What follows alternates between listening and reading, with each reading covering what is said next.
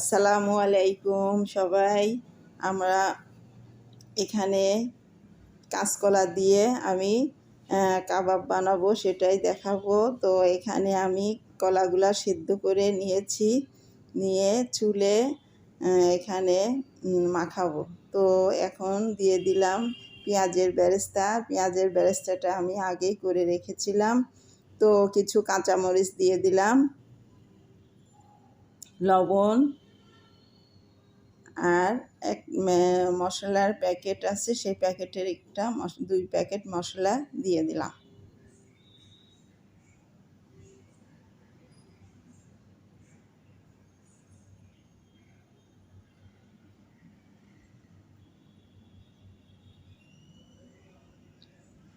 এখন আমি এগুলা সুন্দর করে মাখিয়ে নেব। আর কিছুটা আমি হলুদের গুঁড়া দিয়ে দিলাম,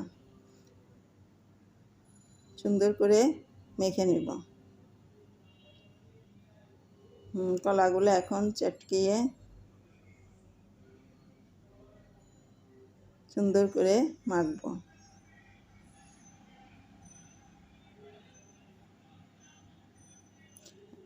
আর একটা ডিম ফেটে রেখেছি, সেই ডিমটার কিছু অংশ আমি দিয়ে দিলাম, পুরাটা লাগবে না।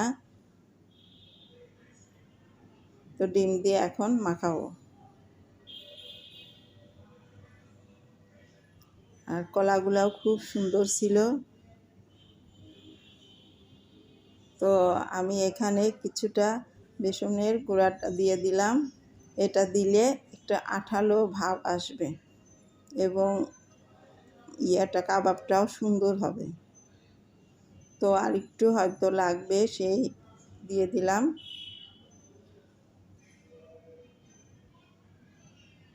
তো আমি এখন সুন্দর করে মাখিয়ে নিব। আর আমার মাখানো হয়ে গেলে আমি হাতে একটু তেল মাখিয়ে নিয়ে কাবাবের গুলা তৈরি করে নেব। তো আমি এখন কাবাবগুলা তৈরি করে নিচ্ছি। তো কাবাবগুলা তৈরি করে ওর মধ্যে বেসন একটু মাখায় নিয়ে রাখবো। এটা ভাজতে সুবিধা হবে এবং দেখতেও খাইতেও সুন্দর লাগবে। তো আমি এইভাবে সবগুলা বানিয়ে নিব।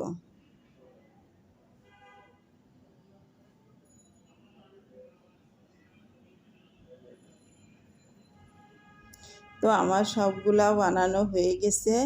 আমি এখন চুলাতে প্যান দিয়ে দিলাম, তেল গরম হয়ে গেছে। এখন আমি একটা একটা করে কাবাবগুলা ছেড়ে দিব।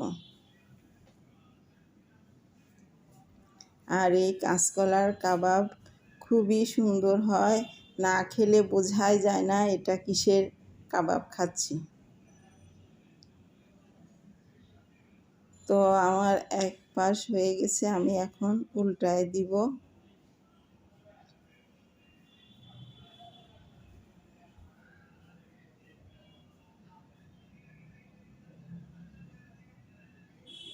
সবগুলা উল্টায় দিব আর চুলার জালটা লো হিটে রাখবো।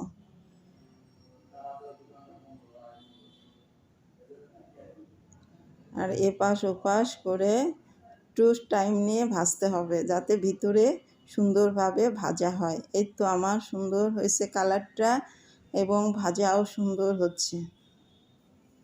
তো আমার এগুলা হয়ে গেছে, আমি এখন উঠাই ফেলবো।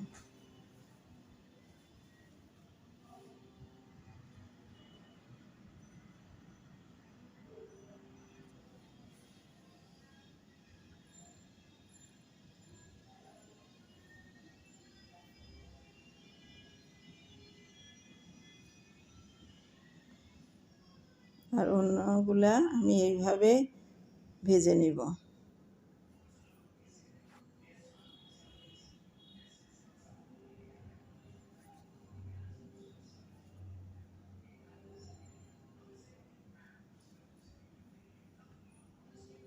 তো আমার সবগুলা দেওয়া হয়ে গেছে, আমি এপাশ ওপাশ উল্টায় ভাজাটা শেষ করব।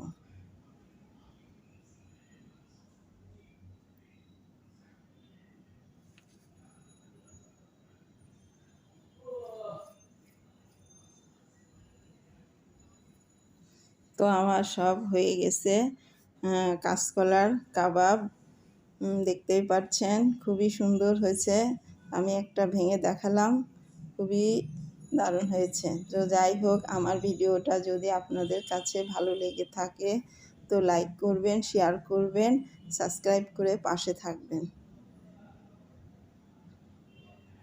আসসালামু আলাইকুম, আল্লাহ হাফেজ।